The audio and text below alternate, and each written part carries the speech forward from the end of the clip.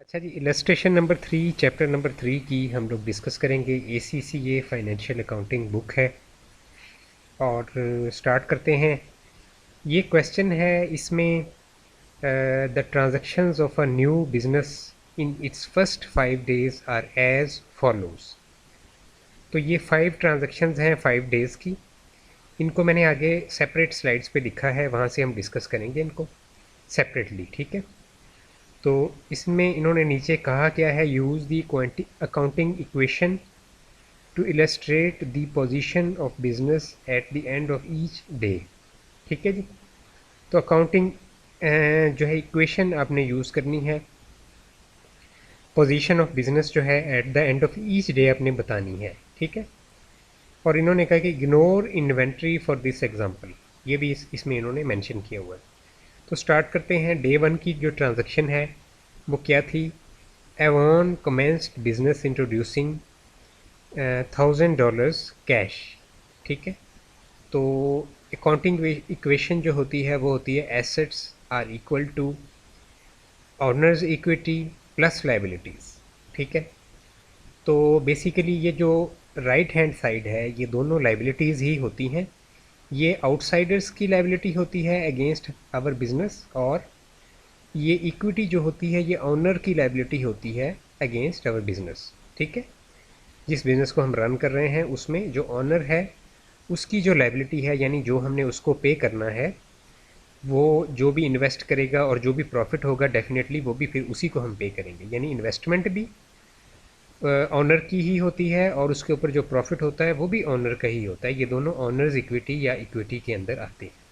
और लाइबिलिटीज़ क्या होगा कि जो हमने आउटसाइडर्स को, कोई भी जिनसे हमने कोई सप्लाईज़ वगैरह ली है, ठीक है, कोई हमने परचेज़ की है, कोई चीज़ ली है, या हमने लोन वगैरह लिया हुआ है किसी से, तो वो सारे लाइबिलिटीज़ के अंदर फॉल करेंगे। और एसेट्स क्या होते हैं, बिजनेस के असासे। ठीक है। जैसे बिल्डिंग, मशीनरी, ठीक है, कैश, बैंक अकाउंट, इसके अलावा रिसीवेबल्स यानी जिन लोगों से पैसे लेने हैं वो भी एसेट्स होते हैं। तो पहली जो हम यहाँ पे ट्रांजैक्शन को रिकॉर्ड करेंगे, इसमें अगर आपको ये समझ नहीं आएगी तो फिर नीचे आप गलत करेंगे। ठीक है। तो इसको समझना ज़रूरी है कि बिज़नेस जो है उसको स्टार्ट किया है। कॉमर्स का क्या मतलब है कि स्टार्ट करना। तो एवॉन ने बिज़नेस को स्टार्ट किया है या कमेंस किया है, और $1000 जो है वो कैश में दिए हैं, अपने बिज़नेस में इन्वेस्ट किए हैं। तो हम एज अ अकाउंटेंट जो है इसकी एंट्री ये करेंगे बिज़नेस की बुक्स में। ये 1000 जो है हमारे एसेट्स ये बढ़ गए। ये कौन से हैं, ये डेफिनेटली हम बैंक में जमा करवाएंगे तो बैंक हमारा इंक्रीज़ होगा। और इक्विटी जो है वो 1000, यानी कि ऑनर को जो हमने लाइबिलिटी हमारी ऑनर्स की टर्म में बढ़ गई वो 1000 से बढ़ गई। ठीक है। तो अब हमारे इस डे पे क्लोजिंग एसेट्स 1000 है और assets are equal to equity 1000। ठीक है। ये हमारा क्लोजिंग इस डे की हो गई। ठीक है। और आगे मूव करते हैं। सेकंड डे पे हमने क्या किया, bought a motor car for $400 cash. तो हमने एक मोटर कार परचेज़ की। तो अब हमारी ये जो ब्लैक में लिखा हुआ है ये प्रीवियस ईयर का हम आगे जो है उसको लेके आ रहे हैं। ठीक है। प्रीवियस ईयर का जो है, और ये जो ब्लू में लिखा है ये हमने करंट डे का लिखा है। ठीक है। तो करंट डे पे हमारे ये जो हैं 400 से हमारे एसेट्स इंक्रीज़ हुए, यानी कि एक कार एज एन एसेट हमने परचेज़ की। और -400 हमने कर दिया क्योंकि कैश जो है हमारे बैंक से वो डिक्रीज़ हो गया, तो बैंक हमारा डिक्रीज़ हुआ है इस वजह से। +400 -400 तो कोई चेंज नहीं आई, अकाउंटिंग इक्वेशन के अंदर कोई चेंज नहीं हुई, बट हमारे एसेट्स जो हैं वो कन्वर्ट हो गए। ठीक है। एसेट्स की जो फॉर्म है या एसेट्स जो है वो एक शक्ल से निकल के दूसरी शक्ल में चले गए। आगे मूव करते हैं मज़ीद। डे 3 के ऊपर जनाब, ये जो ब्लैक में है ये अगेन डे 1 का है, फिर डे 2 का इफेक्ट है, और डे 3 का मैं यहाँ पे लिख रहा हूँ इफेक्ट। अब तो obtained अ लोन, ठीक है, $1000 का लोन लिया है इन्होंने डे 3 के ऊपर। तो लोन जो है इससे हमारा बैंक जो है वो इंक्रीज़ होगा, यानी कि एसेट इंक्रीज़ होंगे, और हमारी लाइबिलिटी जो है, जो हमने जिससे लोन लिया है, अगर वो कोई बैंक है तो बैंक, अगर कोई भी इंडिविजुअल है तो फिर इंडिविजुअल की लाइबिलिटी हमारी इंक्रीज़ होगी। ठीक है। ऑन द होल हमारी लाइबिलिटी जो है वो 1000 से इंक्रीज़ होगी। तो राइट नाउ हम चूँकि इस चीज़ को डिस्कस नहीं कर रहे कि कौन है हमारी लाइबिलिटी, किससे हमने लिया है, सिर्फ हम जो है इसको जनरल ले रहे हैं कि हमारी लाइबिलिटी 1000 से इंक्रीज़ हो गई। अब यहाँ पे काउंटिंग इक्वेशन में देखें तो ये दोनों साइड्स जो हैं इक्वल हैं, ठीक है, दोनों साइड्स जो हैं वो इक्वल हैं, इधर भी 1000 हुआ ऐड हुआ है और इधर भी 1000 ऐड हुआ है। तो अब इसको टोटल कर लेते हैं यहाँ पे।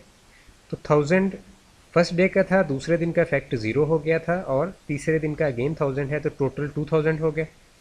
इक्विटी 1000 है और लाइबिलिटीज़ जो हैं वो भी 1000 है। यहाँ पे आप इक्वल का निशान अगर डाल लें और यहाँ पे प्लस अगर डाल लें तो ज़्यादा बेहतर होगा, ठीक है। 2000 इज़ इक्वल टू 1000 प्लस 1000, यानी कि 2000 एक साइड पे और 2000 एक साइड पे। अकाउंटिंग इक्वेशन जो है आपकी वो ठीक चल रही है। आगे मूव करते हैं। डे 4 पे क्या है, परचेज्ड गुड्स फॉर $300 कैश, ठीक है। $300 की गुड्स परचेज़ की हैं, यानी इन्वेंट्री आई है। इन्वेंट्री क्या होती है कि सेलेबल गुड्स, जब हम बिज़नेस परचेज़ करता है तो उसको हम इन्वेंट्री कहते हैं या गुड्स बोलते हैं, ठीक है, कि हमने सेलेबल गुड्स परचेज़ की हैं कि जिनको हमने आगे बेच देना है। तो अब ये आपने $300 की गुड्स जो हैं वो परचेज़ की हैं। तो पिछले फैक्ट को, जो पिछले पेज पे था, मैं दोबारा आपको दिखाता हूँ, 2000 था और दूसरी साइड पे 1000 था, तो उसको एज इट इज़ हम ले आए हैं। और इस डे का फैक्ट ये हो रहा है कि जो गुड्स हमने परचेज़ की हैं इससे हमारी इन्वेंट्री इंक्रीज़ हो रही है $300 से, तो हम 300 प्लस कर रहे हैं। और हमारा जो बैंक अकाउंट है वो डिक्रीज़ हो रहा है, या आप कैश भी कह सकते हैं कि कैश डिक्रीज़ हो रहा है सिंपल टर्म्स में, ठीक है। अगर आप कैश से पेमेंट कर रहे हैं तो कैश डिक्रीज़ हो रहा है, बैंक से पेमेंट कर रहे हैं तो बैंक डिक्रीज़ हो रहा है। तो चूँकि दोनों एसेट्स हैं तो फिर हम जिससे भी पेमेंट कर रहे हैं हमारा एसेट जो है वो ही डिक्रीज़ हो रहा है। एसेट ही इंक्रीज़ हो रहा है इन्वेंट्री की शक्ल में और एसेट ही डिक्रीज़ हो रहा है। तो इसका अकाउंटिंग इक्वेशन के ऊपर कोई ख़ास इफेक्ट नहीं पड़ रहा, क्योंकि एक साइड पे प्लस माइनस हो गया। तो हमारा बैलेंस जो है वो एज इट इज़ यही रहेगा, 2000 इज़ इक्वल टू 1000 प्लस 1000, ठीक है। अब डे 5 की हम जो है अगेन कर रहे हैं, लास्ट जो है हमारी ट्रांजैक्शन उसकी recording. Sold all the goods purchased on day 4 for $400 on credit, ठीक है। तो इसमें डे 4 पे जो गुड्स परचेज़ की थी, तो डे 4 पे $300 की गुड्स परचेज़ की थी। अब उनको हम बेच रहे हैं $400 में, ठीक है, $400 में हम उनको बेच रहे हैं, बट ये क्रेडिट पे यानी आधार पे हम इनको बेच रहे हैं। तो इसकी एंट्री जो है, इसके लिए ये ब्राउन वाली हम जो बैलेंस है पीछे से ले आए डे 4 का, और एंट्री इसकी ये होगी कि सबसे पहले हम अपनी इन्वेंट्री को डिक्रीज़ करेंगे, क्योंकि हमने गुड्स सेल कर दी जो हमने ली थी 300 की, ठीक है। $300 की जो गुड्स ली थी, तो इन्वेंट्री को 300 से हमने माइनस करके इन्वेंट्री जो है वो हमारी ज़ीरो होगी। और उसके बाद 400 हमने प्लस किया है। ये क्यों प्लस किया है कि ये जो क्रेडिट पे हम गुड्स बेचते हैं यानी आधार बेची हैं, तो इसमें हमें रिसीवेबल्स मिल जाते हैं, ठीक है। ये अब हमें रिसीवेबल मिल गया। तो रिसीवेबल क्या होते हैं, एसेट होते हैं। तो एक एसेट 300 से डिक्रीज़ हुआ है जो कि इन्वेंट्री था। हमारी गुड्स क्या थी जिनको हम इन्वेंट्री बोलते हैं। तो एक एसेट 300 से डिक्रीज़ हुआ है और दूसरा एसेट हमारा 400 से इंक्रीज़ हुआ है, यानी हमारी टोटल यहाँ पे इंक्रीज़ जो है वो 100 की हुई है। तो अब जब हम रिसीवेबल हमारे जब 400 से बढ़ गए और हमने 300 की जो गुड्स हैं उनको 400 की बेच दी, $400 की, तो $100 हमारा इनकम हो गई, ठीक है, या रेवेन्यू हो गया, ठीक है। तो उस रेवेन्यू को हम यहाँ पे जो है पुट कर देंगे, ठीक है, यानी कि ये हमारा ऑनर्स इक्विटी के अंदर हम ऐड कर देंगे कि इतने हमारा जो रेवेन्यू है उनसे ये हम इक्विटी के अंदर हमने ऐड कर दिया कि अब ऑनर्स इक्विटी जो है वो 1100 होगी, ठीक है। तो अब हम इनको टोटल करते हैं, तो ये 2000 नीचे, इसमें 100 प्लस हुआ तो ये 2100 हो गया, यहाँ पे 1000 में 100 प्लस हुआ तो 1100 हो गया, और यहाँ पे 1000 का 1000 रहा। तो ये वाली साइड जो है 2100, ये 1100 प्लस 1000, ये भी 2100, ठीक है। तो ये हमारी बराबर होगी। तो जब भी आपने ये क्वेश्चन करना है दोनों साइड्स को बराबर रखते हुए करना है, ठीक है। आपने अपनी अंडरस्टैंडिंग इस तरह से डेवलप करनी है कि दोनों साइड्स जो हैं वो एक किस्म का आपका चेक है कि वो हमेशा बराबर होनी चाहिए। अगर दोनों साइड्स कहीं भी बराबर नहीं आ रही तो इसका मतलब है कि आपने कोई ना कोई एंट्री जो है वो गलत पोस्ट की है, राइट। यहाँ पे ये क्वेश्चन होता है कंप्लीट।